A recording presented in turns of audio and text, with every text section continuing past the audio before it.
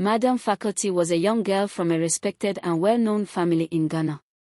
She was intelligent, disciplined, and very beautiful. At the age of just 13, she gained admission into St. John's Grammar School. That was where her life changed forever. In school, she met Eric. Eric was the entertainment prefect of the school. He was fair in complexion, handsome, and had curly hair that made many girls admire him. Every girl in the school wanted to be close to Eric. But Eric chose Madam Faculty. Soon, they started dating while she was in SHS2. Their love grew stronger every day. They studied together, laughed together, and spent most of their school time together. For 2 years, they believed their love would last forever. But everything changed when Madam Faculty became pregnant. At first, she was scared and confused. But she gathered courage and told Eric. Eric was preparing for his WAS exams at that time. He became silent after hearing the news. Soon after, students were sent home temporarily while final year students completed their exams. Faculty tried calling Eric many times, but there was no response. Days turned into weeks, and Eric completely disappeared from her life. She did not understand what was happening. Then her health began to fail. She became very sick and was taken to the hospital by her father. After medical examination, the doctor delivered shocking news. She was pregnant with twins. Her father became very angry and disappointed. When they returned home, he packed her belongings. He shouted at her and chased her out of the house. Faculty cried helplessly with nowhere to go. She carried her bag and walked away from her own home. With no support, she went to stay with her best friend Linda. Linda was very young but extremely rich. She welcomed Faculty warmly into her big house. For a moment, Faculty felt safe again.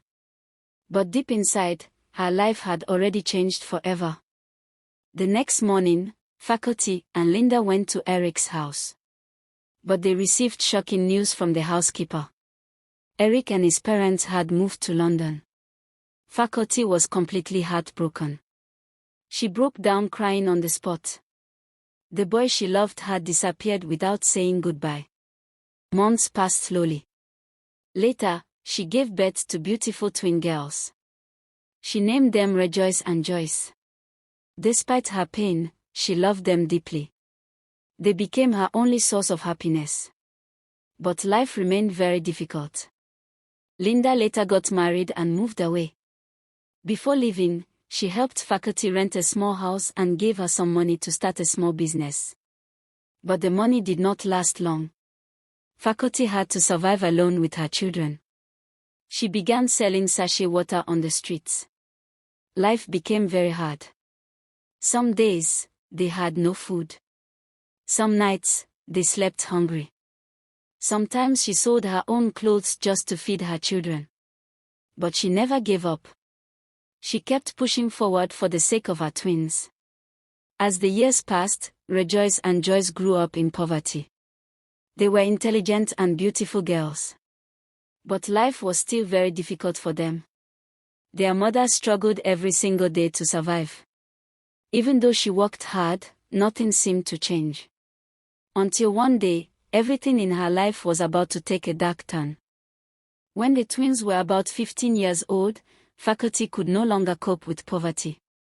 She decided to visit her old friend Linda for help. Linda had become extremely rich and powerful. She lived in a big mansion surrounded by luxury. Faculty felt ashamed when she saw her friend's success. But she had no choice. She needed help for her children. She explained her suffering to Linda. But Linda gave her a shocking response. She said her wealth did not come from business. It came from money rituals. At first, Faculty refused to believe her. But Linda insisted there was a ritualist in the deep forest who could make her rich. Faculty was confused and afraid. But Linda told her to think carefully. She said she should come back on Monday if she agreed. That night, Faculty could not sleep. She kept thinking about her children's suffering. The next Monday, Linda came to pick her up. They traveled deep into a dark forest. After walking for a long time, they reached a hidden shrine. Inside the forest stood an old ritualist. The man looked strange and terrifying. He stared at Faculty and said he had been expecting her. Then he revealed the condition. One of her children must be sacrificed. Faculty froze in fear. The man gave her black powder and gave strict instructions. She must mix it into the bathing water of the chosen child. Faculty cried and begged him to stop. But he remained silent. He said this was the price of wealth. Tears filled Faculty's eyes as she held the powder in her hands. That night, she returned home with a heavy heart. She looked at her daughter sleeping peacefully. And she made a decision that would change everything forever. That night, Madame Faculty could not sleep. The ritualist's words kept repeating in her mind. One child must be sacrificed. She looked at her twin daughters sleeping peacefully beside each other. Tears filled her eyes. She remembered the poverty, hunger, and suffering they had faced for years. Her heart became heavy with fear and desperation. The next morning, Faculty told the girls to prepare for their bath. Her hands trembled as she held the black powder hidden inside her dress. At first, Joyce wanted to bathe, but she delayed. Then Rejoice smiled and said happily, "Mommy, I'll go first." Faculty froze. For a moment, she wanted to stop everything. But slowly, she entered the bathroom and poured the powder into the bathing water. Tears rolled down her face. "God forgive me," she whispered painfully. Rejoice bathed happily without knowing anything. Moments later, a loud scream came from the bathroom. Faculty rushed inside in panic. Rejoice had collapsed onto the floor. The little girl struggled to breathe while calling weakly for her mother. Faculty held her tightly and cried loudly. But within moments, Rejoice stopped moving completely. The house became filled with confusion and crying. Joyce screamed helplessly beside her sister's body. Neighbors rushed to the house after hearing the noise. Faculty collapsed on the floor pretending to mourn deeply. But inside her heart, fear had already entered. Because the terrible decision she made that morning was about to change her life forever. After Rejoice's death, silence filled the house. Faculty cried loudly while neighbors gathered around in confusion. Joyce could not stop screaming for her sister. But after the funeral, strange things began happening. The next morning, Faculty received unexpected money from someone who wanted to support her business. Then another person came with another offer. Within weeks, money started flowing into her life. Slowly, Faculty became rich. Very rich. She moved into a beautiful mansion and opened boutiques and restaurants. People who once mocked her now respected her. But despite the wealth, peace disappeared from her life. Joyce changed completely after her sister's death. She stopped smiling. She stopped playing. Sometimes she sat quietly for hours staring into space. Soon she became very sick. Her legs became weak and she could no longer walk properly. Faculty rushed her to hospitals, but doctors found nothing wrong. She is suffering from emotional trauma, they explained. But Joyce continued getting worse. Eventually, she stopped speaking completely. She was placed in a wheelchair and remained silent every day. Faculty became afraid whenever she looked at her daughter. Because Joyce reminded her of the terrible secret she was hiding. Still, Faculty continued enjoying her luxurious lifestyle. She bought expensive clothes, traveled often, and became respected in society. But inside the mansion, fear slowly grew stronger. And deep inside Joyce's silence, the truth was still alive. To help care for Joyce, Faculty hired a kind woman named Cynthia. Cynthia treated Joyce with genuine love and patience. She fed her, cleaned her, pushed her wheelchair outside for fresh air, and stayed beside her at night whenever she cried silently. Joyce slowly became attached to Cynthia more than her own mother. Years later, Faculty married a wealthy businessman named Fred and gave birth to another daughter called Rachel. As Faculty focused on her new family and luxurious lifestyle, she visited Joyce less often. Fred knew nothing about Joyce's painful past. One evening, while Cynthia was cooking in the kitchen, she suddenly heard a loud sound from Joyce's room. She rushed inside immediately. To her shock, Joyce was standing beside the wheelchair. After Joyce stood from the wheelchair, the pale girl looked frightened and worried. Something silently at Cynthia without saying a single word. Later that night, Joyce finally spoke again after years of silence. Her voice was weak and shaky. She told Cynthia something terrifying. "I saw Joyce," she whispered. Cynthia froze in fear.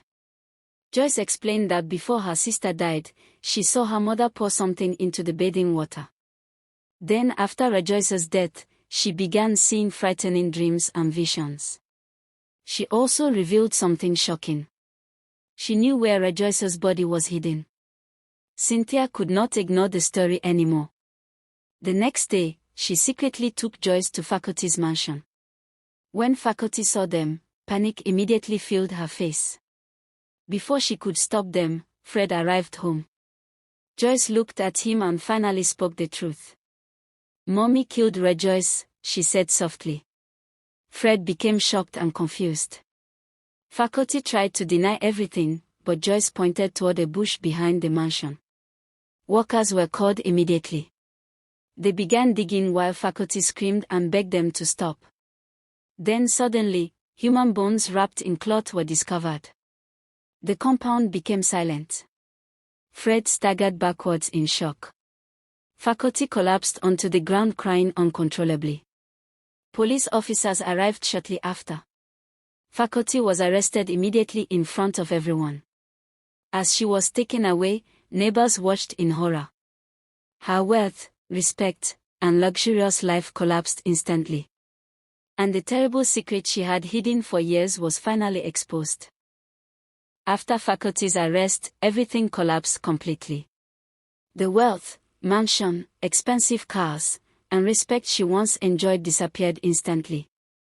Inside prison, Faculty became a broken woman. Every night she cried remembering Joyce. She saw her daughter's face in her dreams and could not escape the guilt inside her heart. Meanwhile outside, Joyce slowly began recovering. Fred decided to take care of Joyce and Rachel, while Cynthia continued showing Joyce love and kindness. For the first time in years, Joyce slowly began walking again. She started talking more and smiling again. One day, Joyce asked to visit her mother in prison. When Faculty saw her daughter, she burst into tears immediately. "I'm sorry," she cried repeatedly. Joyce remained calm. She placed the Bible gently on the table. "Mommy," she said softly, "God can still forgive you." Faculty cried even harder after hearing those words. That visit changed her life completely. From that day, she began praying daily in prison. She joined Bible studies and started preaching to other prisoners about repentance and forgiveness. Soon many prisoners began calling her Madam Pastor. Outside prison, Fred and Cynthia grew closer while raising Joyce and Rachel together. Eventually they got married and built a peaceful family. Joyce finally found happiness again. And although Faculty could never erase her past, she spent the rest of her life seeking forgiveness and warning others about greed and evil. In the end, she learned that money gained through darkness can never bring true